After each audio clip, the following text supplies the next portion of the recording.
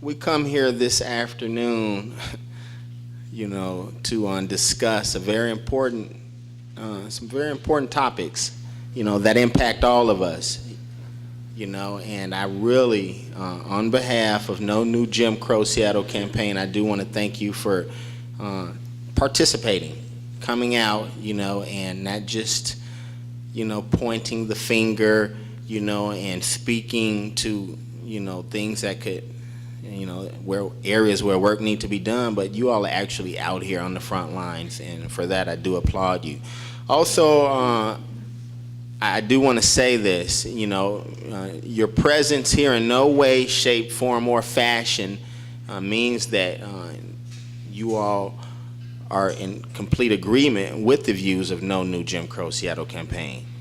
We understand that, So without further ado, this is a very serious discussion this afternoon, like Marlon just sang about, nobody wants to go through life, waiting on the hereafter, weary and worn out from trudging through life on a day-to-day basis. I mean, what's wrong with having a little bit of happiness and serenity here and now, as opposed to hereafter? So we do have an all-star lineup prepared for everybody today. And the first gentleman that is going to speak to us is a gentleman that has taught here at Seattle Central Community College for 23 years. He's worked tirelessly, in the area of human rights. He's a professor of political science there. He teaches on several different topics. This gentleman here, he earned his Bachelor of Arts at Oral Roberts University, and he earned his law degree at Notre Dame University. Reverend Livingston, he's a part of a core of pastors who have founded the Washington Christian Leaders Coalition, which advocates to governmental leaders for the economic and social development of Black Washingtonians. Pastor Livingston is a community activist dedicated to social justice, police accountability, and educational excellence. And, he's married to a woman, his wife, her name is Anita, and she's been a middle school principal. So, I'm just sharing this with you folks because these are people that are taking times out of their lives to come here and inform all of us, and hopefully everyone here can get something out of this. Without further ado, Pastor Livingston, please.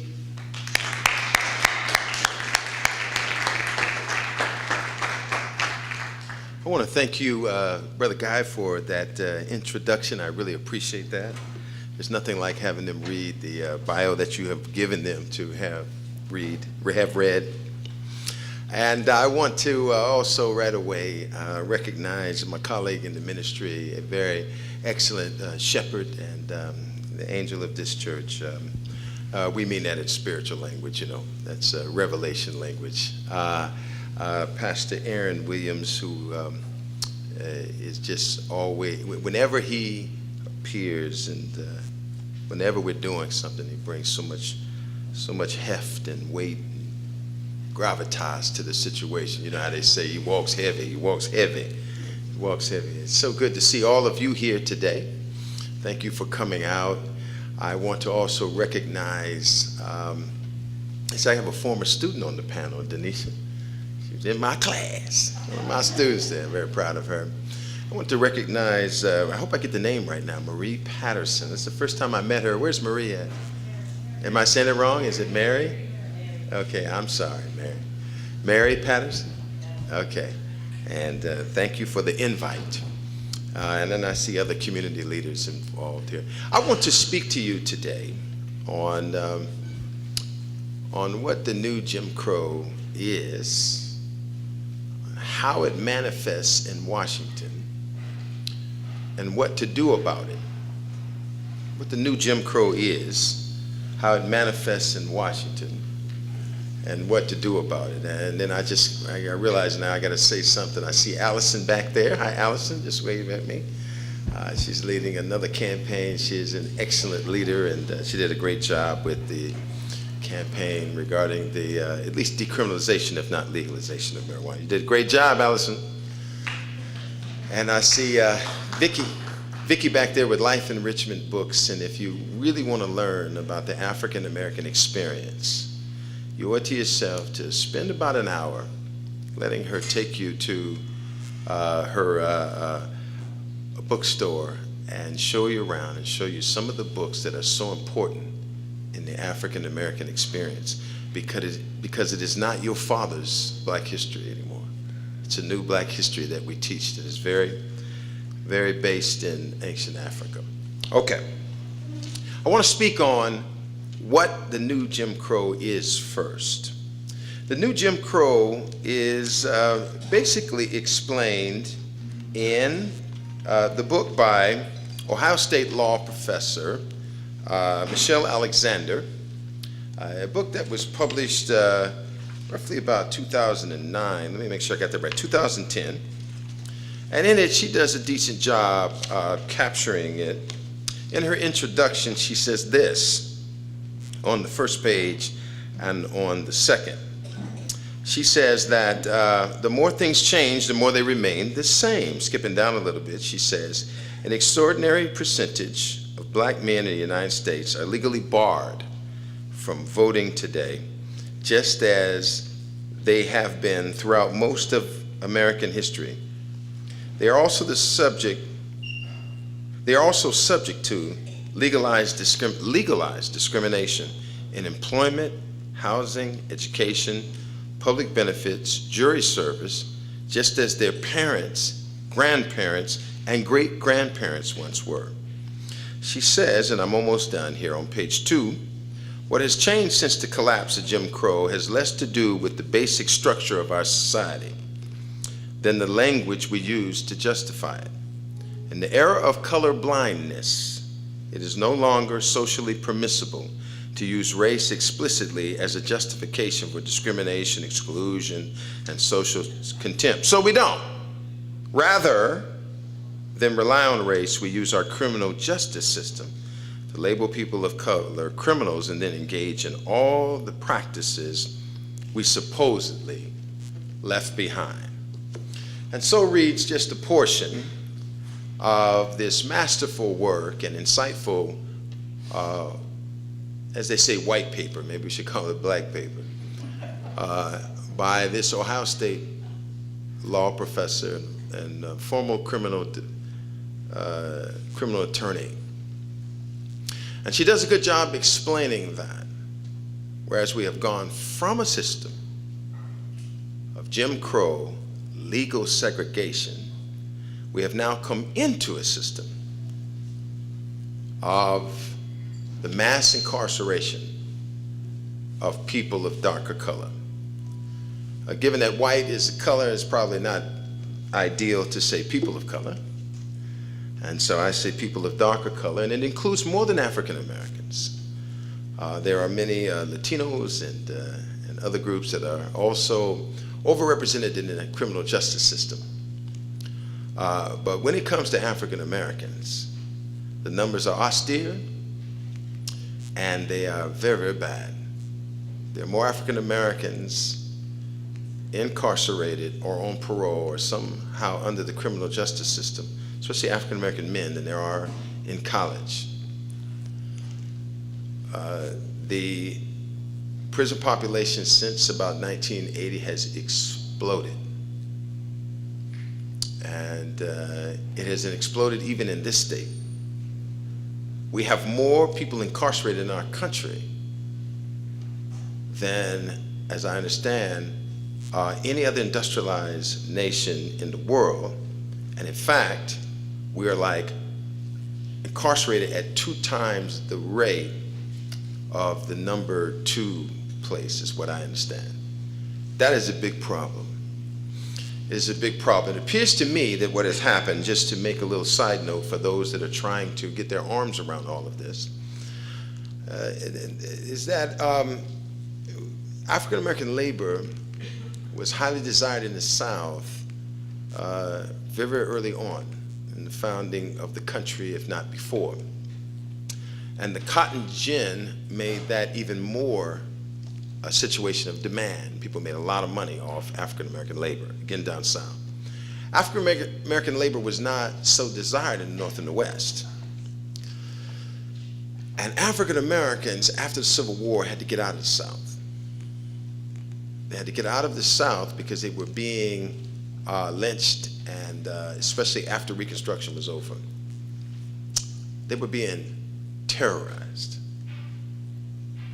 And the United States government was participating in it by willful neglect, and then by, in the Wilson administration, actively participating and discriminating against African Americans in DC and other places where the United States government, I'm talking about the Congress and the president now, had direct influence. And when the African Americans moved north and west, their labor was not needed. So they were basically warehoused. To get a study of it, you should follow housing discrimination, the work of Massey, I think his name is Gerald Massey and Nancy Denton, and they do a good job. Even Seattle, warehoused and redlined African Americans, and they had to be in certain areas where their labor just, and their presence was really just tolerated. Jobs moved away, and it was always difficult for them to make it. My own grandmother did the work that so many African Americans did down south, clean houses.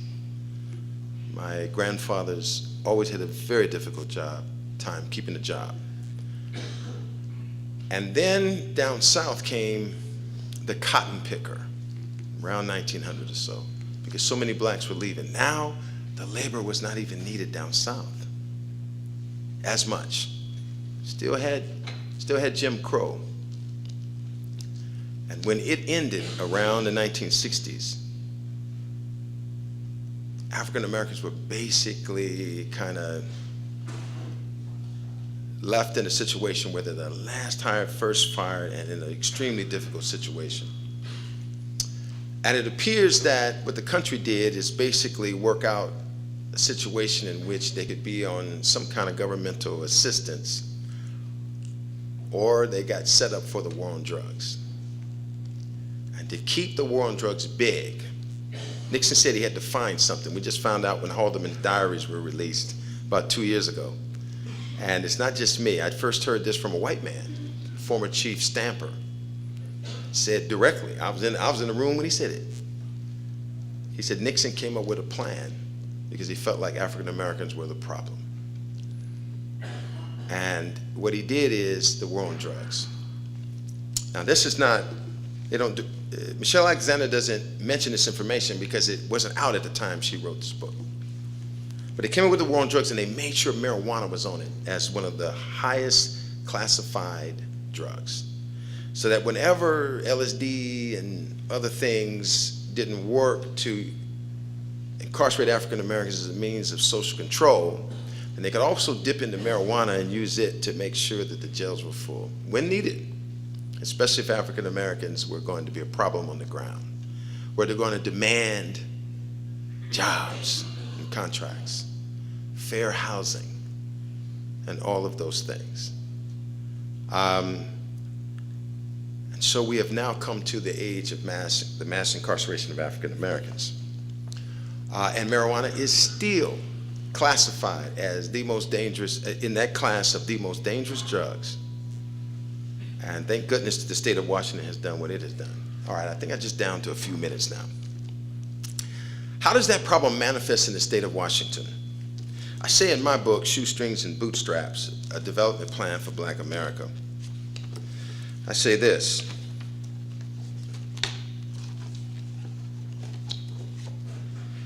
If it was not clear before 2006, it surely became so by the close of it. The U.S. has become the most incarcerated, industrialized country in the world. Black political leaders must lead an effort to change the structure, funneling black males particularly into the criminal justice system, and then diminishing their opportunities further from the point of their first brush with the law. The fact that the U.S. is the most incarcerated industrialized society is not a good thing, and has been traumatic on the black community. Country's arrived at a place now where 2.2 million citizens are incarcerated as of this writing. This was written in 2008. About 30% of this number are African Americans. Blacks then are 3 times more represented in the criminal justice system than their numbers in the population. Tellingly, there are almost 2 times more black males in prison than in college. In the state of Washington, the number is approaching 3 times more black males incarcerated than in college. In Washington state, blacks are incarcerated at 5 to 8 times their percentage in the population. This means that Washington, my state, is worse than Mississippi in how it incarcerates African Americans. I don't have the language to move the masses, especially whites, to care enough about this. I want you to know that the African American community is in pain. We are struggling. We are your brothers and sisters. A social problem is being handled in the criminal justice system, and our numbers, our overrepresentation in the criminal justice system is worse than Mississippi's. Whenever I'm on I'm an attorney as well, so whenever I have been on judicial selection panels, I always ask the judges this. I ask them, do you know the numbers? And they don't know. Or they say they don't know. And then when I get them to admit that we're 2 times worse than Mississippi, and that Mississippi's black population is about 30% of the population, and if they were 90% of the criminal justice system, that'd still be 3 to 1. Here at Washington State, we're 3.5% of the population, and we're between 22 and 28% of those incarcerated. That's 5.5 to 8 times our numbers. That's 5.5 to 8 times our percentage in the population. And when I get them to think about this, they go, that's really something, but they don't cry like I cry. What are we going to do about this? I need you to cry. I need you to care about it because we're your brothers and sisters, and to do something about it. If white people in the state of Washington don't solve this, it will not be solved.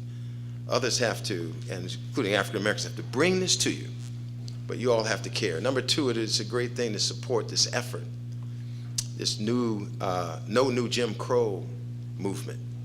I want to make sure I get the name right. It's No New Jim Crow Seattle Campaign. I want you to support that. But there's another thing I want to ask you before I take my seat. African Americans need development. And that's why I wrote this book, Shoestrings and Bootstraps. I was asked to write it by Pastor Jeffrey. The black leaders are not really doing anything in a united way. They need people on the outside to call them together, to help them and assist them with a development plan to help their own people with contracts and jobs, and then every spiritual, political, social, medical, educational, artistic thing around that they need. If African Americans get help getting out of prison and the criminal justice system, but are not given help to get the contracts and jobs that they need, they're going to go right back into prison, because that was actually the problem, the lack of the demand for their labor. And so I urge you to support not just this thrust, to get them out of the criminal justice system and to change it fundamentally so that we're not just warehousing them like that and marking them and putting them in a situation where they're the victims of crime and poverty. But help them with a development plan so that they can have the contracts and jobs that allow them an honorable life. I want to thank you for hearing me.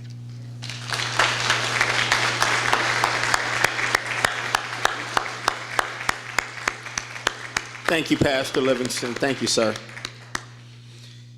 Well, great opening, and Pastor Livingston has made it pretty crystal clear to myself, and I know I'm not sitting in this room by myself, that there is work to be done, folks. Thank you, sir. Seriously. Let's give him another hand, folks.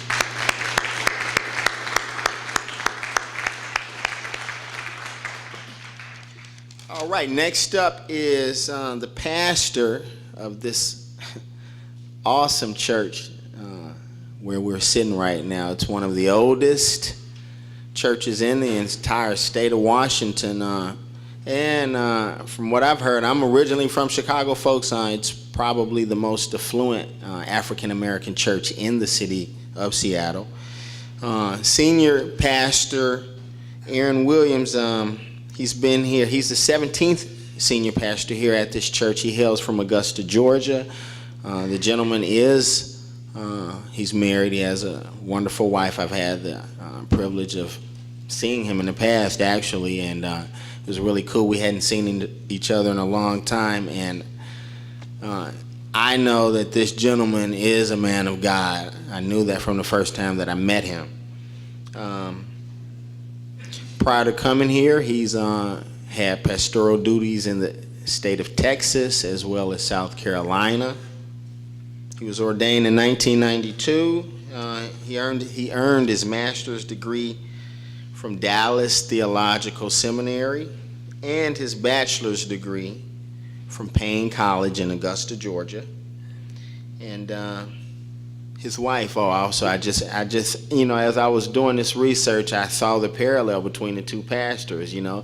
Pastor Livingston's wife, she's an educator, middle school principal, and Aaron's wife, Pastor Aaron Williams, his wife, in the past, I know she's been a professor, an English professor at Mountain View College in Texas. So without further ado, folks, let me step out the way and give the mic to Pastor Aaron Williams. Thank you.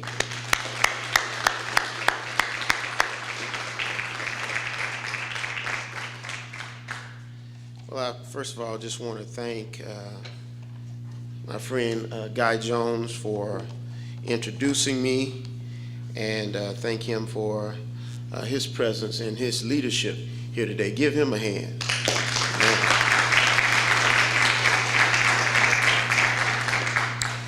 And certainly want to thank God for pastor, professor, attorney Carl Livingston. Amen. He wears many hats, and we need pastors who are professors. We need pastors who have the skills to be an attorney. So I want to thank him for his leadership as well, and as well as all these other distinguished panelists who will be coming behind me. I'm just going to get out of the way and let the real speakers come up. And we're delighted to be able to host this event. I want to thank all of you for your presence here today. The very fact that you took time out of a sunny day, somewhat sunny day in Seattle, to sit in this fellowship hall to discuss the issue of racism and the war on drugs, tells me that you are serious about this no new Jim Crow movement. And I certainly want to thank Miss Mary Peterson for her leadership and her passion as well. Give her a hand.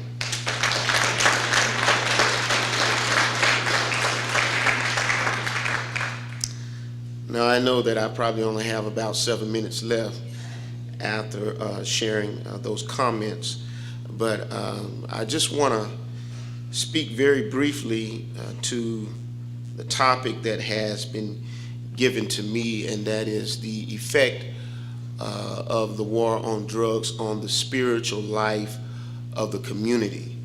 I find that a very difficult topic to address.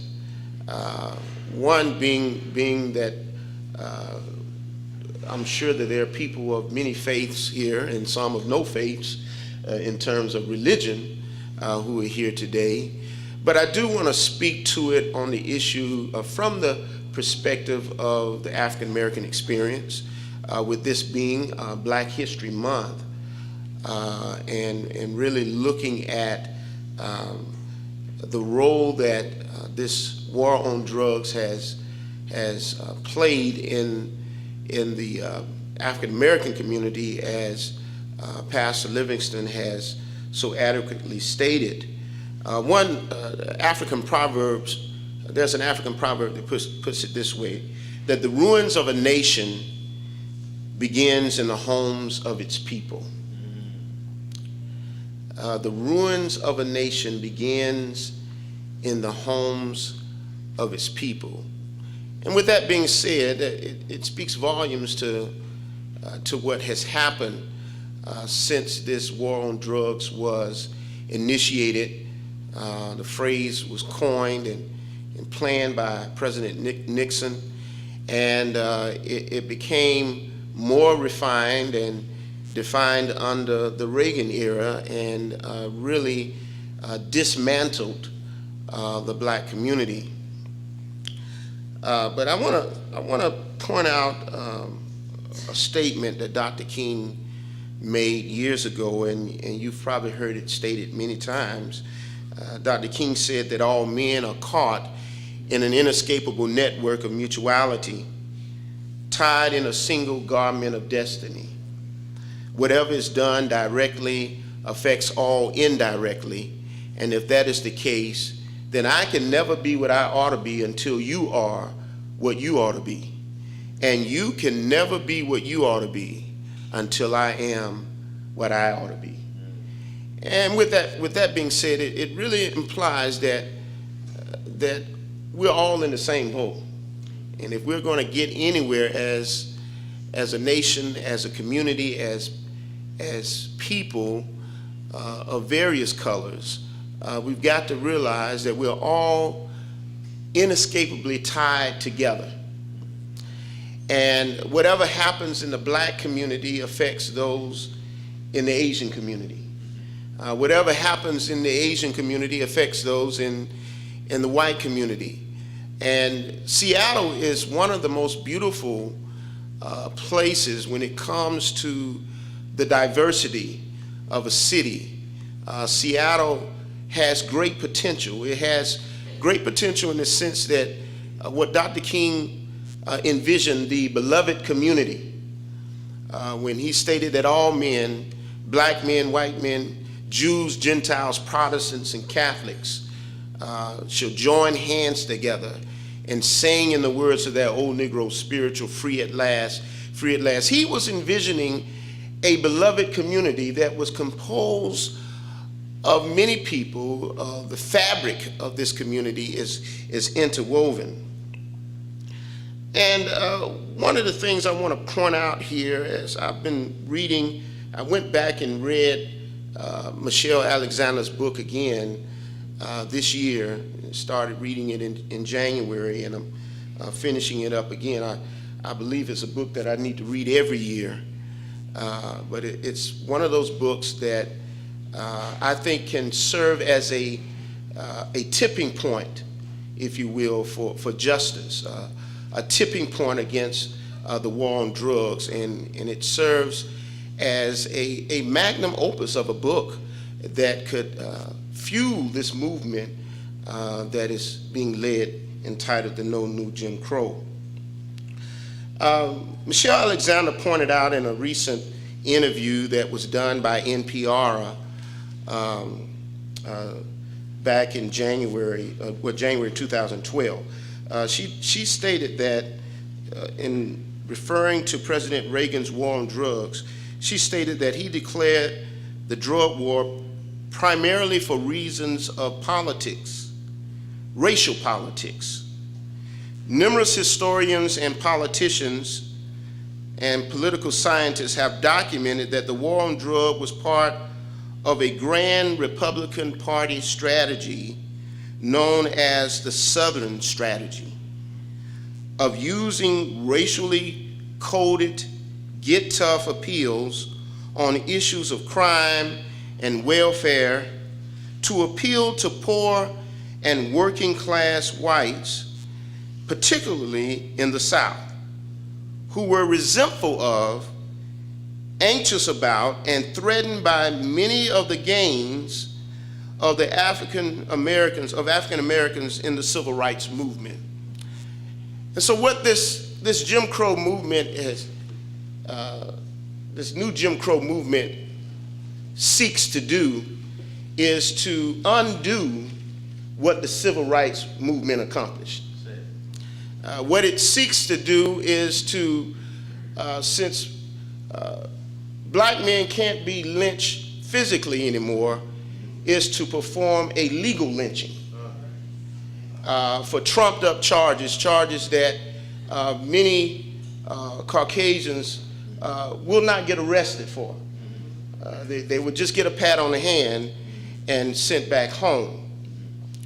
So this new Jim Crow movement seeks to really dismantle the black community. And we've seen this before. We've seen this, we've read about this before.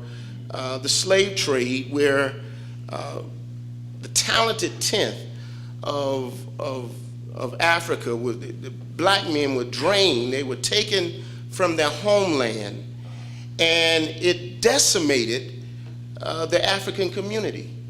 It decimated the spiritual life of the community. And so we see that happening again. We see that happening again. But I would argue today that, someone has asked a question, is the black church, is the African American church dead? I got a call one day from a man who was interviewing pastors in churches all up the East Coast. So he thought he'd call one of the churches here in Seattle, so he called Mount Zion. And he asked me, what is the black church doing in Seattle? What is the African American church doing? And he raised a very good question, and I began to think about that and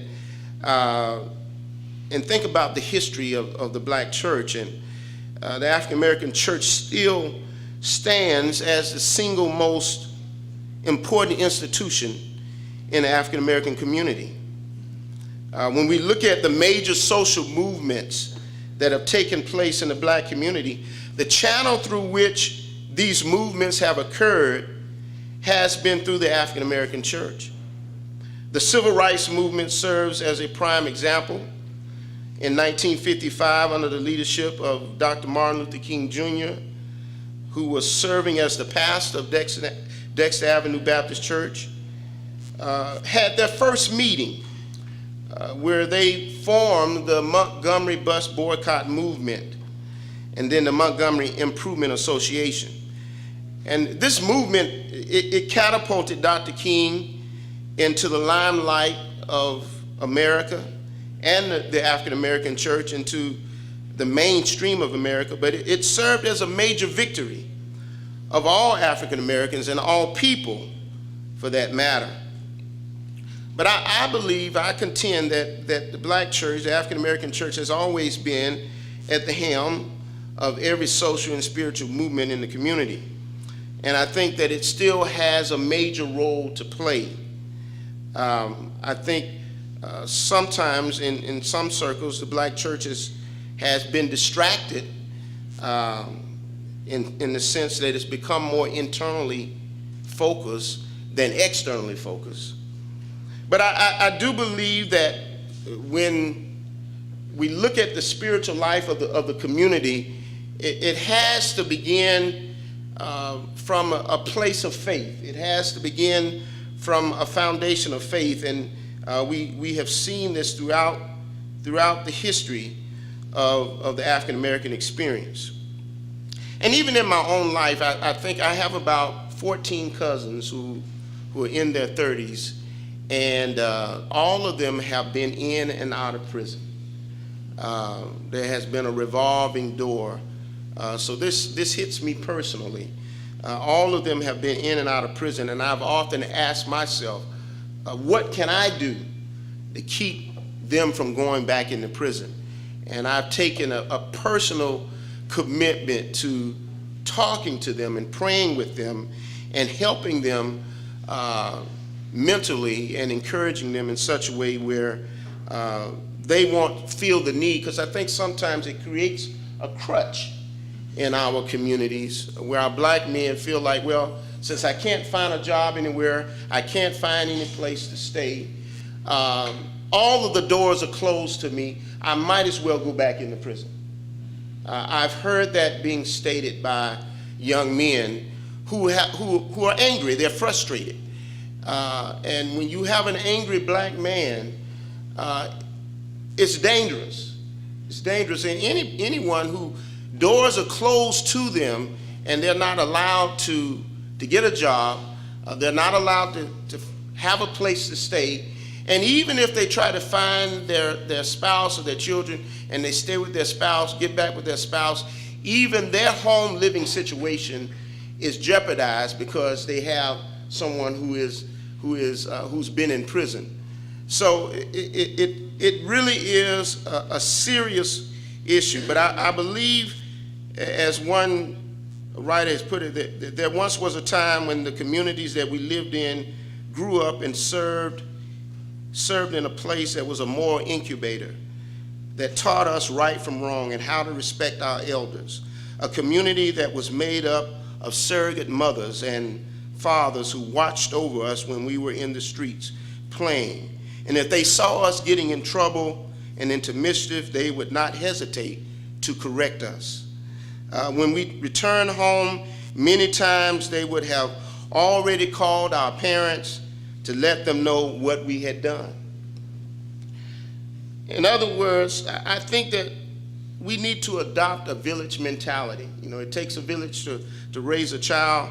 I think we need to go back to that village mentality, that we should treat every elderly person like they're our grandparents. Treat every child in the street like they're your children. Practice hospitality in your neighborhood. Get to know who your next door neighbors are. We really need to restore that sense of community and that sense of village. I've kind of gone over my time, so I'm going to stop right there. Thank you.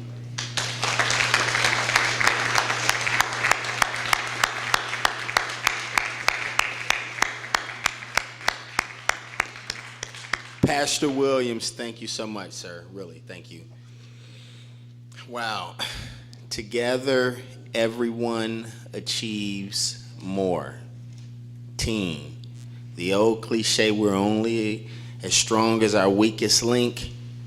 Newsflash, it's true.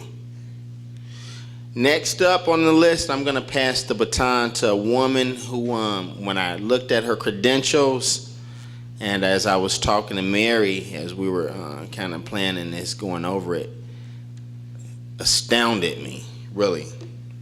Superstar. This lady, her name is Angelica Cesaro. Hopefully I got the pronunciation correct. She's currently an attorney with the Northwest Immigration Rights Project, which provides direct legal services for low-income immigrants and works diligently to assert the human rights of immigrants through education and policy work. This woman here, she's a graduate of Columbia University Law School. For those of you that don't know much, if you don't, I don't want to assume anything. Columbia University Law School is, I mean, you really can't go much higher than that. Seriously. She completed her undergraduate work at Harvard University. And I mean, that's the really neat. I really don't need to say anything else about that. Amongst her many accomplishments, folks, she's done extensive frontline work with regard to human rights. She's worked in Accra, Ghana, and she's worked in New York City. Folks, it would behoove us to listen up to what she has to say. Please welcome to the mic, Angelica Cesaro.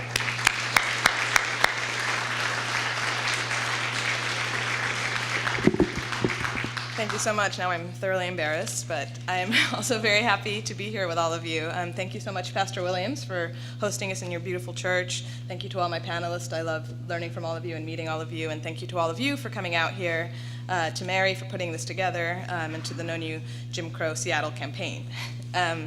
So what I want to talk today is linked a little bit to the sort of work that I do. I am an immigration lawyer with the Northwest Immigrant Rights Project, and we defend people's immigration status and we help people obtain immigration status. And so I've been there now for about 6 years. Right now I'm based out of the organization's office in Moses Lake, which is out in eastern Washington. So I come back and forth here on the weekends because I make my home here.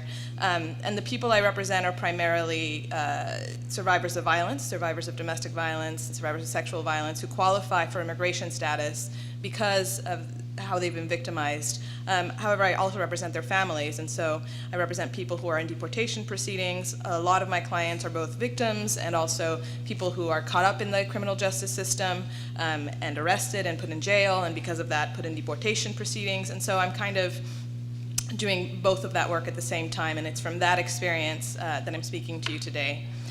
What I want to touch on in my comments is a little bit about the war on drugs and its role in immigration deportation and the growth of prisons specifically. A little bit about the war on drugs and its role in militarizing the border, because that's another front line on the war on drugs that we don't often talk about or think about. But as Reverend Williams reminded us, we're all tied together, and what's happening here with the war on drugs is affecting what's happening in Mexico in the war on drugs as well. And finally, I want to talk a little bit about some of the challenges I see in doing both immigrant advocacy and advocacy to end the war on drugs. So all of that in 8 minutes. Here we go. Historically, both immigration laws and drug laws have criminalized everyday behavior and are selectively enforced, of course, and target only certain populations for doing these things. We've all heard the statistics, but one of them that always strikes me is that people of color comprise 13% of drug users, but 78% of drug convictions. In 1988, as part of the war on drugs, Congress created a new category within the immigration law, and this category was labeled the aggravated felon. And so basically, any non-citizen convicted of certain drug offenses, that became a basis for automatic deportation. So if you had a certain drug offense, which includes possession, something as lowly as possession of marijuana, up through drug trafficking, you were automatically considered what Congress decided to call an aggravated felon. And that meant that you were automatically subject to deportation. So now, being caught up in the criminal justice system because of the drug war meant being funneled directly to the immigration system and deported. Because of this change in the immigration laws, drug offenses have become one of the main category for deportation. So in 2010, 25% of all deportations of people with criminal records were for drug charges. And again, the vast majority were for people who were arrested for possession of marijuana. People facing deportation are held in for-profit detention centers. We have one here in Washington State, in Tacoma, the Northwest Detention Center down in, as I said, in Tacoma. There, people are held miles away from their family members without due process, without a right to an attorney, unlike the criminal system, which has its own serious flaws, but still at this point provides public defenders. In the immigration system, once you're in deportation proceedings, you're not entitled to an attorney. You can have an attorney if you can afford one, but the government is not going to assign you one. And so people are facing deportation against trained government prosecutors representing themselves. And often it's for drug convictions, as I said, that happened in many cases decades ago. And so it doesn't matter, that this thing happened when you were 19 or 20 and getting your life together. Now you're 35, 40, got pulled over for a broken tail light. Oh wait, you've got that old drug conviction. That can be enough to put you in deportation proceedings. And so it's kind of this no forgiveness policy because of this category of the aggravated felon. And of course, like everything else in the criminal justice system and the immigration system, this has a disproportionate impact on Black communities and on Black immigrants. I used to work in New York, and there Dominican immigrants and Haitian immigrants were the hardest hit by deportation because they'd been marked for over-policing by the NYPD, both for their Blackness and then subject to deportation because of their immigration status. And so these were the communities we were seeing that were hardest hit by the deportations. We're also seeing at the same time changes in the federal prison system, so this is apart from the state and county prison systems, the federal prison system, because of these huge numbers of deportations. And so, under Obama's first term in office, we saw more deportations than under any previous presidential administration ever, 400,000 last year alone. And so what happens? People are deported, this is their home, they want to get back to their families, and so they try to come back in. The act of being here unlawfully is not a crime, but the act of illegal reentry, as it's termed, is considered a misdemeanor, and in some cases a felony if the reason you got deported was a drug conviction. And so people are reentering the country, being caught at the border, and then being sent to federal prison for years for the crime of criminal reentry to try to reunite with their families. In fact, this has gone up so much that the number of immigration convictions in the federal prison system has now surpassed the number of drug convictions. So 34% of offenders are now sentenced for immigration-related crimes, the crime of trying to get back to their families, and 29% are sentenced for drug crimes. Of course, it doesn't mean that the drug war is dying down. It means the prison industrial complex is really working to diversify. I find that really disturbing. I want to talk a little bit about the war on drugs and its role in militarizing the border. The war on drugs is deeply related to this kind of military buildup we've seen specifically on the southern border, although we're not exempt to that up here. Obama might have announced that the framing of the war on drugs is over. We're not going to do that anymore. But in reality, it's escalated, particularly on the border. Instead of calling it the war on drugs, the administration is calling it combating transnational organized crime. But it's a war on drugs by another name. The U.S. is financially supporting the war on drugs in Mexico with really disastrous results. There are 50,000 people killed in the 6 years of the last presidential administration in Mexico since the U.S. kind of ramped up the support for the war on drugs. 50,000 Mexicans killed. There's been a merger at the same time of this drug control and immigration control. So at the border, you hear about the border fence, you hear about the doubling of Border Patrol officers, about the drones that are now being used even within the country. These are all aimed at both stopping undocumented immigrants and at stopping drugs. Part of the result is that both sides are now in on this business of targeting immigrants and people of color for drugs. And so we've had these horrendous reports of Border Patrol agents shooting immigrants trying to get across the border because they believe that they're drug traffickers and basically shooting to kill people who are trying to get across.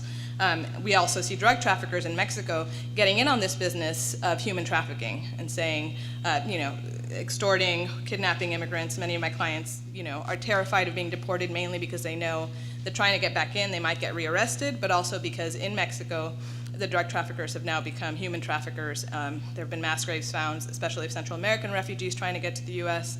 So it's a mess. The war on drugs is also part of why immigrants are coming to the U.S. And so in 2010, for example, 230,000 people were displaced in Mexico because of the war on drugs, and about half of those people, 115,000, came here because they've lost their homes. And so that's just kind of a general overview both of what's happening here, what's happening in Mexico. And I want to take my last few minutes to talk about what are some of the challenges that I see as an immigrant advocate who also opposes a war on drugs, who opposes the criminalization of our communities. Right now, as you may have heard, immigrant advocates are working hard towards legislation that's been possibly announced that may happen that would bring lawful status to the 11 million people who are undocumented in the U.S. However, if the administration has its way, that is not going to mean an end to the deportations. It's not going to mean an end to the illegal reentry convictions. So that won't change. It's not going to be an end to the Border Patrol. In fact, it would be an increase of that, an increase in that policing, because the plans that have come out so far say nobody will actually get status until the border is secure. And it's scary to think about what that would mean. Despite some of my pessimism, what's been most exciting to me about this is that opposed to what we saw in 2006, where in 2006 and this last round of immigration reform possibility, people would be carrying signs saying, we're not criminals, we're workers, and those would kind of make me sick, because this trying to distinguish immigrants from people who are criminals in order to make the argument for status is not okay. You can't split up our communities into deserving and undeserving for so many reasons. Now we're seeing the more progressive immigration organizations are rejecting this framing and saying, we don't just need to give people status. We need to fundamentally change the way immigration enforcement is happening. We need to stop deportations. We need to stop criminalizing immigrant communities. We need to stop criminalizing all communities of color. I know a lot of people, I work with them every day, whose lives would be changed by getting lawful status. At the same time, I also know U.S. history. I know that the promises of U.S. citizenship are actually very limited, and that those who tend to benefit from U.S. citizenship are white, are wealthy, have access to education, don't live in over-policed neighborhoods, etc. So knowing that, knowing who benefits from citizenship and who doesn't, I don't actually believe that granting lawful status is going to change that much about the war on drugs, is going to change that much about policing, and I think that's where we have to be careful in putting all our eggs in that basket, as people who are organizing for immigrants. So, in fighting as an immigrant advocate to end the war on drugs, to end the criminalization of immigrants in all communities of color, I think the primary fight, for me at least, is dismantling the prison industrial complex, dismantling all the forces, public, private, that are benefiting from imprisoning our communities both here and at the border, benefiting from treating drug use and sale as a crime and not like the public health issue that we all know that it is. I want to encourage you, if you are interested in getting involved in this fight locally, to look at the back of your program at the different groups who are involved in this. Two groups that I work with are Washington Incarceration Stops Here. We meet every Thursday at Washington Hall from 7 to 9. Most of the time I'm in Moses Lake, but I'm with them in spirit. And what WISH is doing primarily right now is trying to stop King County from spending $200 million to tear down and rebuild the youth jail at 12th and Alder. We all know that that's not the best investment for that money. We all know that kids and youth and families shouldn't have to be arrested to get services. We need to think about what services and what our communities need to avoid being arrested to begin with, and there's better ways to spend that money, and WISH is trying to come up with plans for that. Another group I want to mention is Who You Call an Illegal, which is also a group that right here in the front where we have one of our members that's also working on opposing deportations from this lens of opposing the drug on war, from this lens of opposing the prison industrial complex. And so I'm going to leave you with that, a lot to think about.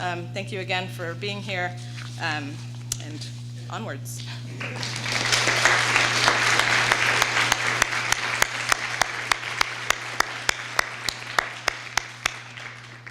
Thank you, Ms. Chizado. Let's please give her another hand, folks.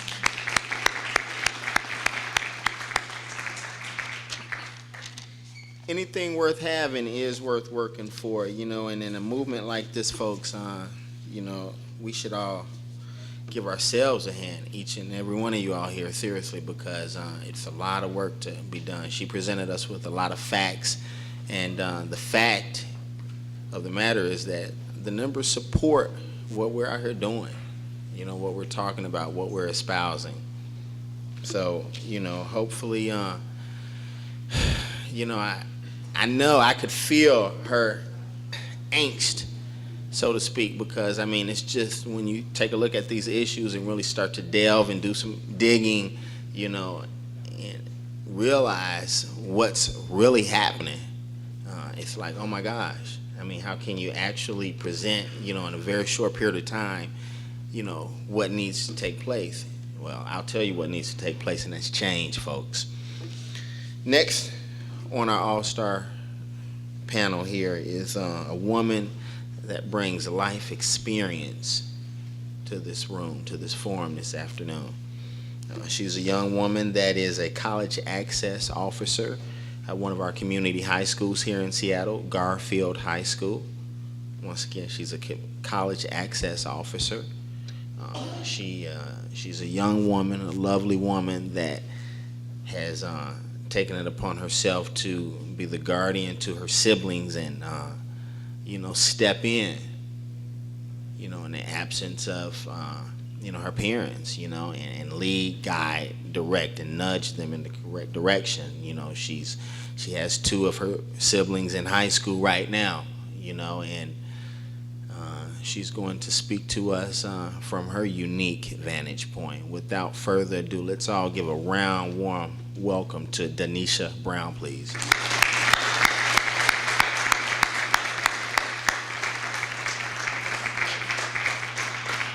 Good afternoon, everyone. I won't be with you long. I'm just here to give you a little brief experience, or to put a face, one of many faces, to one of the issues that we're talking about and addressing today in our community. As my introduction said, I'm 28 years old. I am currently a student at Seattle Central Community College, finishing up my 2-year transfer degree next quarter, I should be transferring to either Seattle U or Evergreen Tacoma campus to finish my degree there.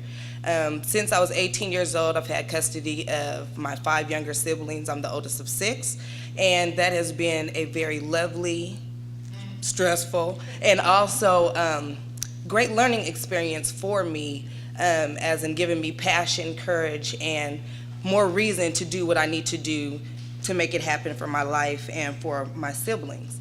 I'm coming to talk to you today about a situation that I'm currently dealing with, and that many of our families in the community have been dealing with, will be dealing with sadly, and have dealt with. And that is a situation that happened with one of my brothers. He is currently 25 years old, and he has had some trouble in his life and being involved in some gang activity in his younger age of life. He was incarcerated and taken away from us in 2009. He did his time there, and he was released to us in July of 2012. While he was incarcerated, he finished his high school diploma, which we are proud of. And once he is released, he started to go to SVI, to one of their apprenticeship programs. During this time, he was trying to get his life back on track and doing the things that we would want him to do and that he felt he needed to do in order to make those changes and to be a constructive citizen of society. He was tired of going to jail. He was tired of seeing us cry and seeing me stress and not being around to see his brothers and sisters grow. So he was trying to make the steps to do what he needed to do to change. As was stated, through being blessed and having a work-study position through financial aid, I was placed as a college access advisor through one of the college access programs at Garfield High School, which is called College Success Foundation. I also have 2 siblings that go there that I'm very proud of. I have a sister that's a junior that also serves in the senior orchestra there, and then a freshman that is a brother that just is going there, and that you can tell they're all excited that I'm in their business every day of the week. I have our youngest sibling is a 5th grader at Leschi Elementary School, which I also was a current employee for about 5 years, working with the family support worker with those families there, and I volunteered there about 3 days a week as well.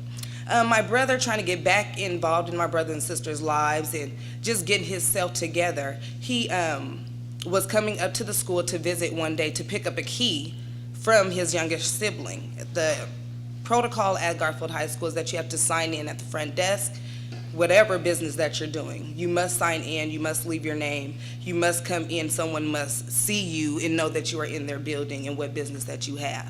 My younger brother had to leave the key at the front desk, had to leave my brother's name to let them know, hey, my brother Eric's gonna come down to pick up the house key, here goes the key.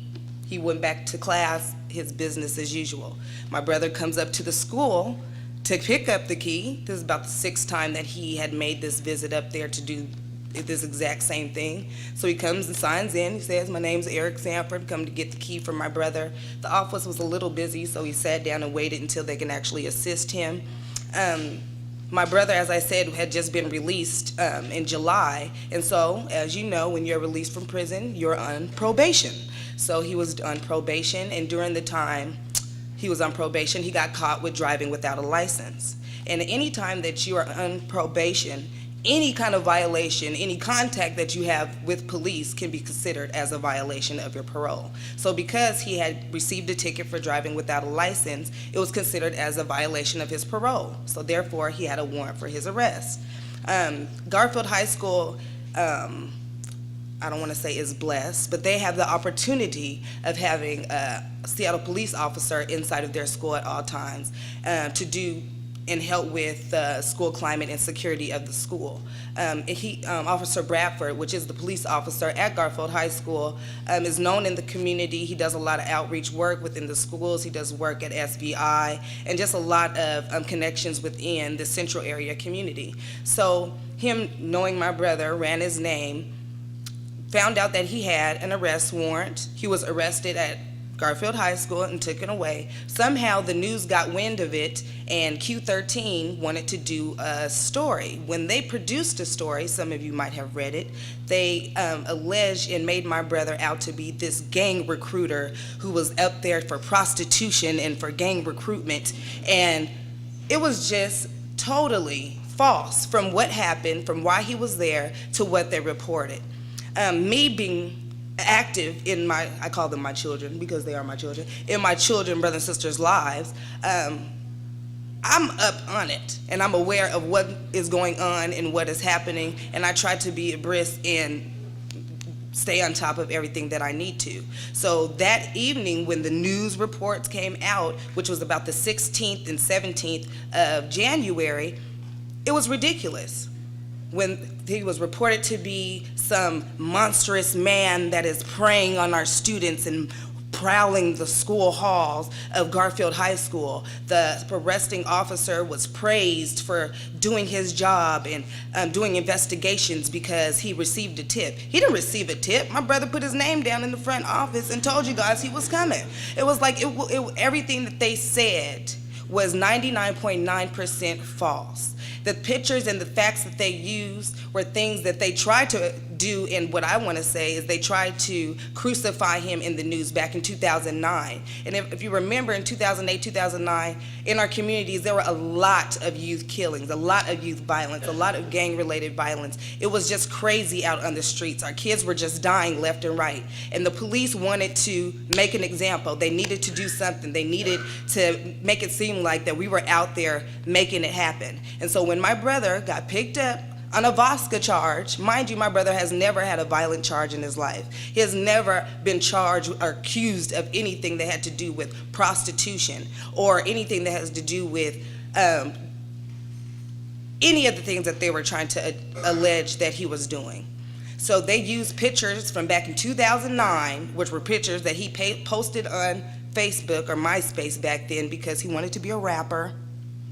With his music, they tried to crucify him because of his musical lyrics, that he was a monster, that he was dangerous. Just listen to his musical lyrics. I don't think that they do that for Puff Daddy or for 50 Cent or for anybody else that's out there in the musical industry, but because they have an illegitimate record label and money behind them, it's okay for them to do it. But because my brother was just coming up and trying to make a name for himself, it wasn't okay for him. He was 21 at the time. They tried to make him seem like he was this notorious gang leader of Deuce-8 gang. No, not at 21. I don't know what organization that you know that is established like that, that you can make your ranks that quick and fast, but it's not gonna happen. And what they're doing now, because they weren't successful in 2009, I feel that they use this as a window to try to finish the job.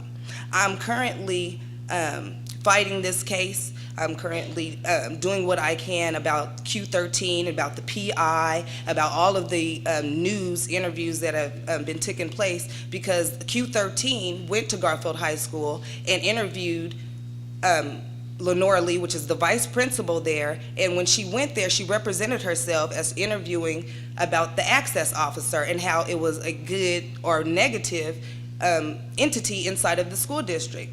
Once she left that interview and it was out on television, it was about my brother. When I went up to the school the next day to speak with the principal, the vice principal, and the arresting officer, they had nothing to say that even coincided and came close to what the interviewer put out on the television. So as you can see, our children need help.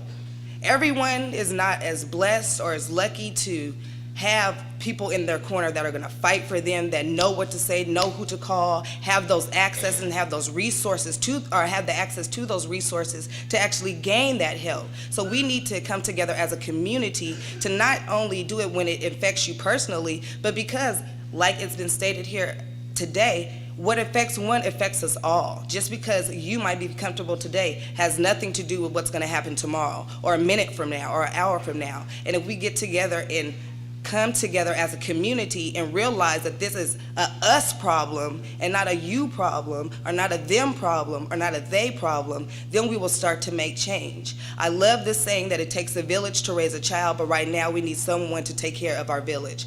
And that is what our job is today, and that's what we need to do. So thank you.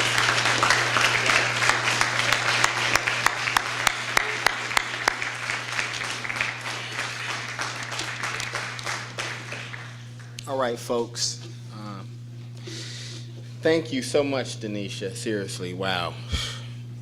Okay. The astute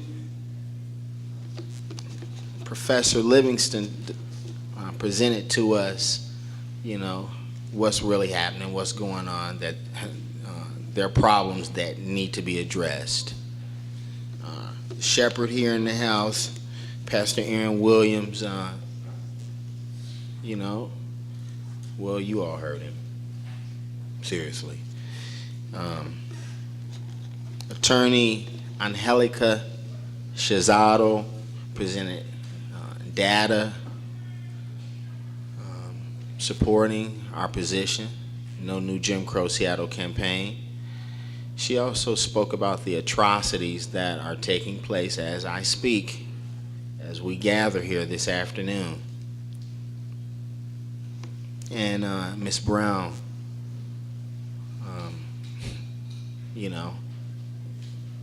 she gave her life experience. Children are our future. Do we care about them, or is that just talk? Now, our cleanup hitter on this all-star panel here, and I was hoping earlier that I didn't get in trouble when I made that comment about Harvard, because this gentleman here, he attended, well, I kind of tried to rationalize it anyway. At any rate, this gentleman here, he attended Yale University for his undergrad work, got his law degree at our own University of Washington, the Huskies, right here in Seattle. This gentleman here, he's currently a judge within the King County Juvenile Court System. Previously, he worked on the King County Superior Court and worked in the King County Drug Court, which diverts people from incarceration to treatment. Prior to that, he worked on the District Court System. He's been instrumental within the Reclaiming Futures program that has worked to reduce the number of incarcerated youth and juvenile at the Juvenile Justice Center from around 200 a day to now it's around 70 juveniles a day that are incarcerated. This gentleman here, he's in 2003, he was elected the Judge of the Year from the King County Bar Association. He works tirelessly within the judicial community. He was appointed, I did want to add, this gentleman here, when he was appointed to the Superior Court, that was by our Governor Gary Locke. Folks, let's give a warm welcome, and he will be speaking on the topic of transformative justice. Let's give a warm welcome to Judge Wesley St. Clair.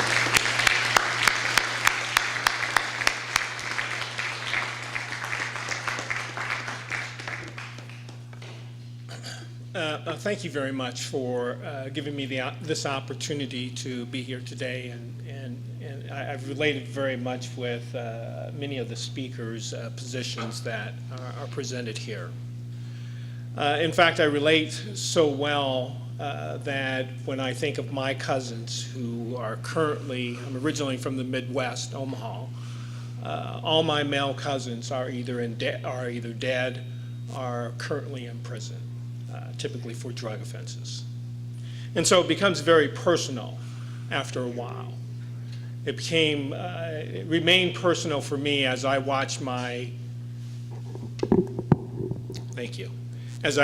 nephew overdose on heroin.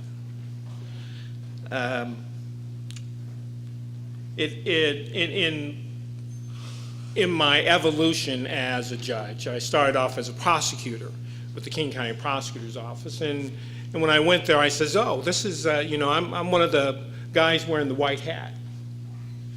And after a while, my hat got gray because I couldn't figure out whether I was a good guy or a bad guy anymore.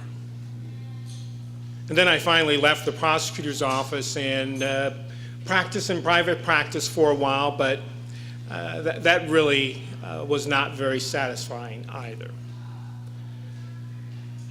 Finally, I was appointed as a judge and now sit on the Superior Court bench and really doing, I think, a work that has become a part of my life passion. Now, I'm kind of a systems guy at this point in time, and I think the work that I have to do, that I am doing, is trying to make changes within the system. But I got to tell you, we talk about the village. Our village is on fire. It's burning down around us at this point in time. And we have an obligation, and in whatever arena that we operate within, whether it be within the clergy, within the education, the criminal justice, the civil justice, schools, to start doing concrete things that start putting that fire out. Now, right now we have in place what's called therapeutic justice that says since drug use has been criminalized, and it's only recently that it's been acknowledged that, well, this really is a public health issue, not a criminal justice issue. And how do we ameliorate the adverse impact that the criminal justice perspective has on this public health issue? So in 1998 in Dade County, Miami, a judge decided that the drug laws weren't working. He continued to see the same people on the revolving door process.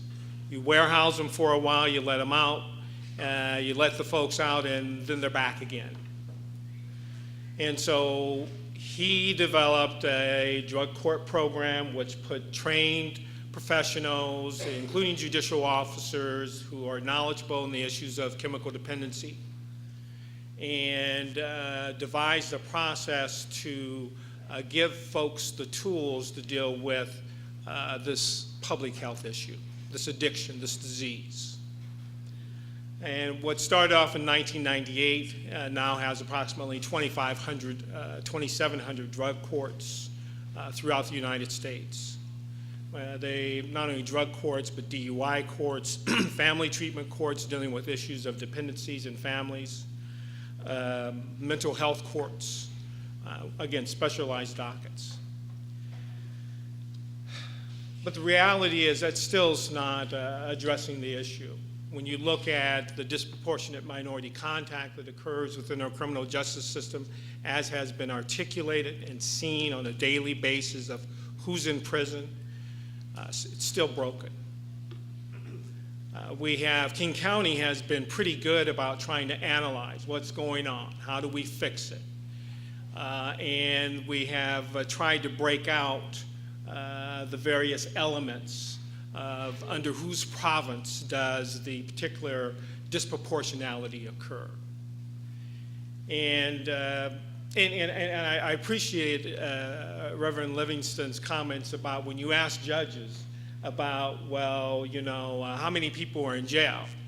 And in my judges, I've talked to them regularly about the fact of we have this implicit bias that occurs within our system, and explicit. And they all say, well, I'm not biased. But you say, well, when you look at the outcome, who's in jail? What does that number tell you? And of course, one of the challenges is to effectuate change, to make change. You have to move people out of the defensive, at least from my perspective, into action. And so it's when you're pointing fingers at everybody, then they immediately, walls build up, and they can't hear what you say.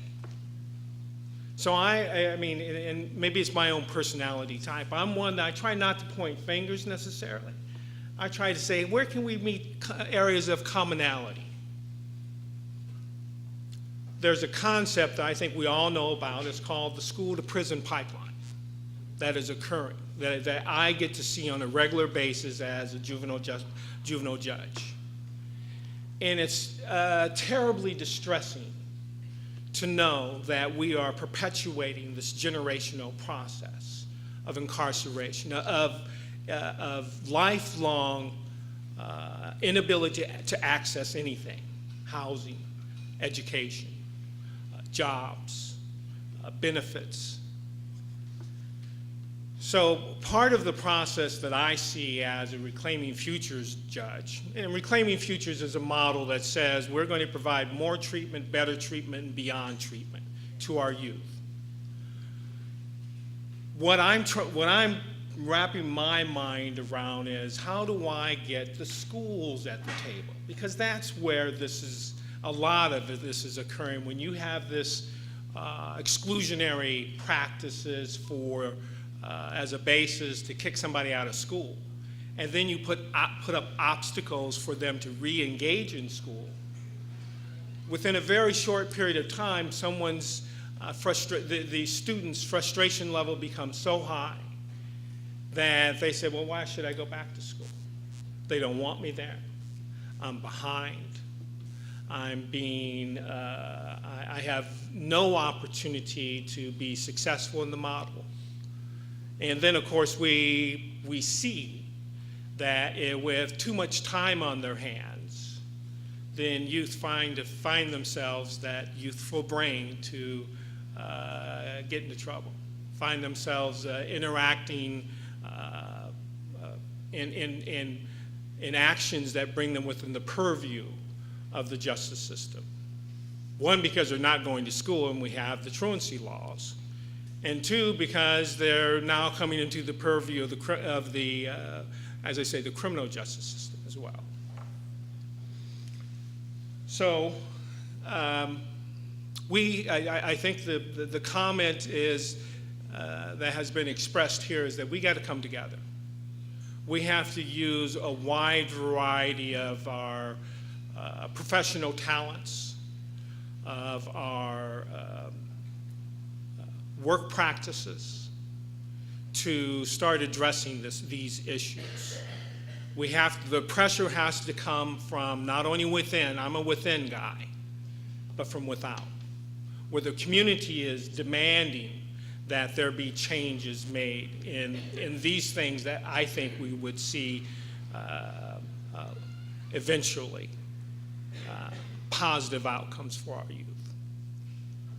Because that's where our future is, from my perspective. I'm an old guy, and so there's not much I've been blessed in my life. And I thank my mom. Come from a single family household, 4 kids. I'm the baby. And she did a good job. She always told us, you're smart, you're wonderful, you're beautiful, you can be whatever the heck you want to be. So I did okay. My brother, he's a PhD, works for Boeing, has 9 patents. My other brother started off as a private in the military, ended up as a major. My mom did good. When someone here spoke about angry black man, that's me now. Because we got to do something different than what we've been doing. And this is our community. This isn't a black problem. This isn't a Latino problem. This is our problem. And together we have to come together.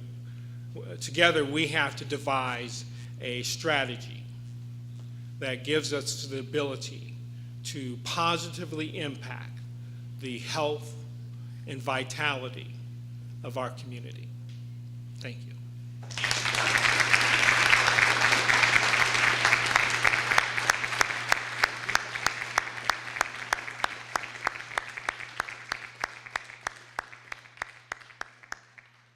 Thank you, Judge.